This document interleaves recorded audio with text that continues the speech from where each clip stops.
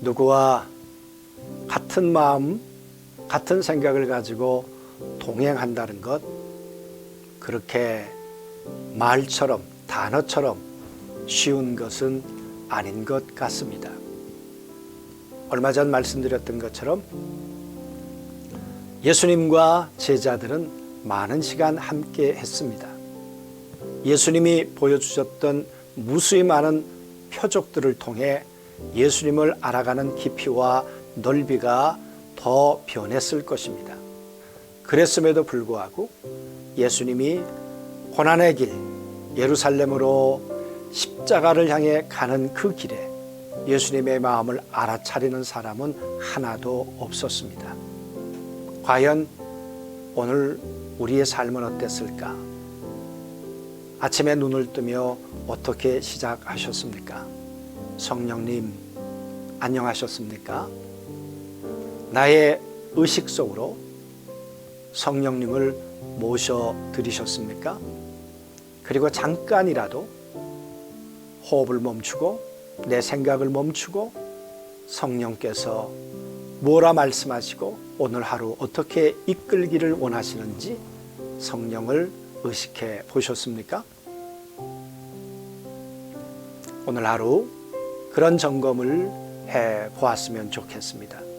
하루 동안에 성령님께 무엇을 여쭤보셨습니까? 제 개인적으로 참 감사한 것은 이 질문을 하면서 잊어버렸다가 문득 대화를 하다가 또 핸드폰을 하다가 또 유튜브를 보다가 성령님 질문하게 되고 귀를 기울이려고 하는 제 자신을 발견해 보면서 이 질문이 주는 그런 은혜였구나, 그런 생각을 할 때가 있었습니다. 우리 성도님들도 한번 돌이켜 보았으면 좋겠고요. 그래서 오늘 하루 중에 성령님 아니셨다면 내가 어떻게 됐을까 고백하고 감사하고 그런 일들이 참 많았으면 좋겠습니다.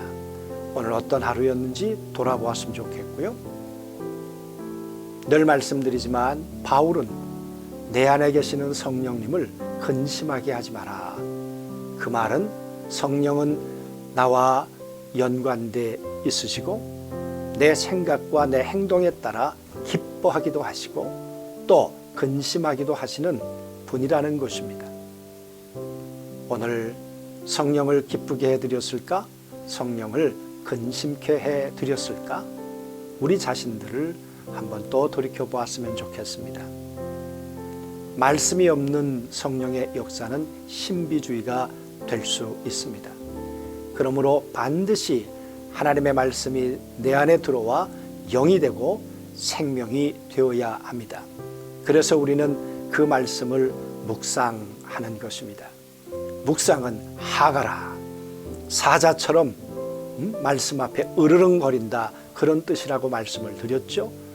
말씀을 깊이 생각하고 또 반추하는 과정이 되겠습니다. 그 말씀을 듣고 오늘 어떻게 적용하셨을까요? 예를 들어보면 용서해라. 처음엔 내 생각과 이 말씀 싸우기 시작할 것입니다. 나의 생각이 거부했을 수도 있습니다. 그러나 말씀을 또 묵상하고 묵상하다 보면 이 말씀이 내 생각을 살았고 운동력이 있어서 내 감정을 변화시키시고 새롭게 하시는 것을 경험하게 되어서 말씀이 나의 삶을 지배하는 것, 그것이 적용이 되겠습니다. 오늘 어떤 일이 있었을까 한번 돌아보았으면 좋겠고요. 잠들기 전에 감사한 것 2가지 꼭 한번 찾아보았으면 좋겠습니다.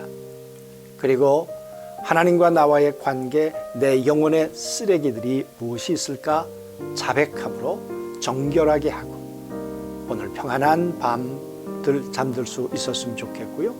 개인적으로 정말 점검해야 될 부분, 성령하고의 관계 한번 적어보시고 성령으로 시작한 하루가 성령 안에서 평안히 잠드는 그런 밤이 되었으면 좋겠습니다.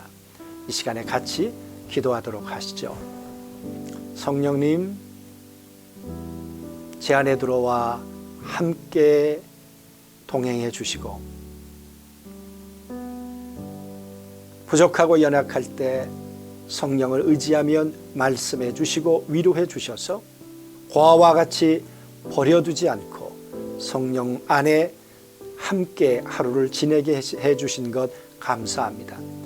아직도 놓치고 아직도 잃어버릴 때가 많이 있지만 성령님, 이제 주님과 동행하는 삶이 습성이 되어서 주님 없이는 살아갈 수 없는 우리의 삶이 되도록 도와주옵소서. 이 밤에 우리 사랑하는 가족, 자녀들을 성령 안에 평안히 잠들도록 주님이 안식을 주시옵소서. 예수님의 이름으로 기도하옵나이다. 3월 19일 사순절 제27일 이것을 내가 믿느냐. 요한복음 11장 1절에서 44절 말씀. 예수께서 와서 보시니 나사로가 무덤에 있은지 이미 나흘이라. 베다니는 예루살렘에서 가깝기가 한 오리쯤 되매 많은 유대인이 마르다와 마리아에게 그 오라비의 일을 위문하러 왔더니 마르다는 예수께서 오신다는 말을 듣고 곧 나가 맞이하되 마리아는 집에 앉았더라. 마르다가 예수께 여짜오되 주께서 여기 계셨더라면 내 오라버니가 죽지 아니하였겠나이다. 그러나 나는 이제라도 주께서 무엇이든지 하나님께 구하는 것을 하나님이 주실 줄을 아나이다.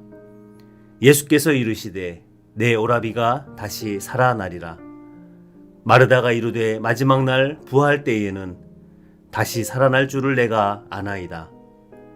예수께서 이르시되 나는 부활이요 생명이니 나를 믿는 자는 죽어도 살겠고 무릇 살아서 나를 믿는 자는 영원히 죽지 아니하리니 이것을 내가 믿느냐.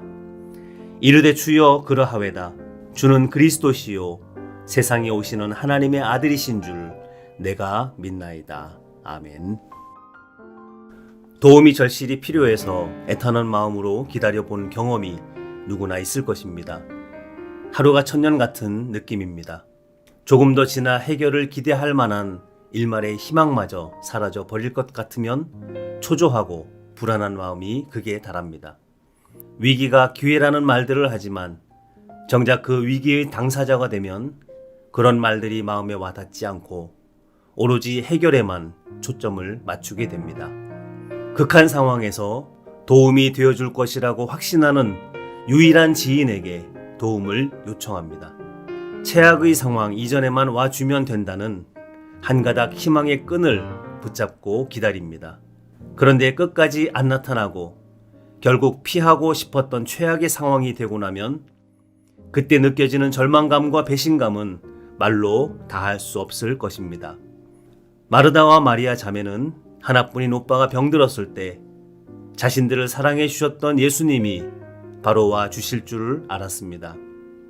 그러나 결국 오빠는 죽었고 장례까지 치렀는데도 예수님은 나타나지 않습니다. 그리 멀리 계신 것도 아닌데 어떻게 이럴 수가 있는지 아무리 생각해도 이해가 안 되는 상황입니다. 그렇게 자주 들르시던 예수님이 일부러 사람까지 보내어 알렸는데도 정작 도움이 필요한 시간엔 아무 기별도 없이 안 오시다니 이렇게 사람을 실망시키실 줄 몰랐을 것입니다.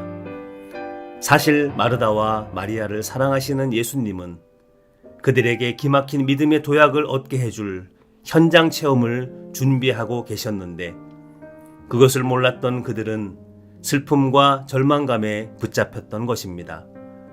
무덤에서 시신이 다시 살아나올 수 있다는 생각 자체를 할 수 없었던 그들에게 주님은 그것을 현실로 보여주심으로 예수님에 대한 새로운 차원의 믿음을 그들이 갖게 해 주셨습니다.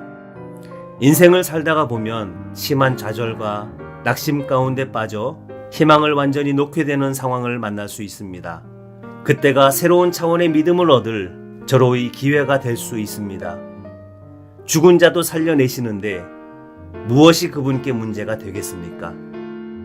내가 기대한 시간에 역사하지 않는다고 절망하기보다 인내를 통해 무엇이든 가능하신 주님을 새롭게 체험하고 믿음이 도약되는 계기가 되시기 바랍니다.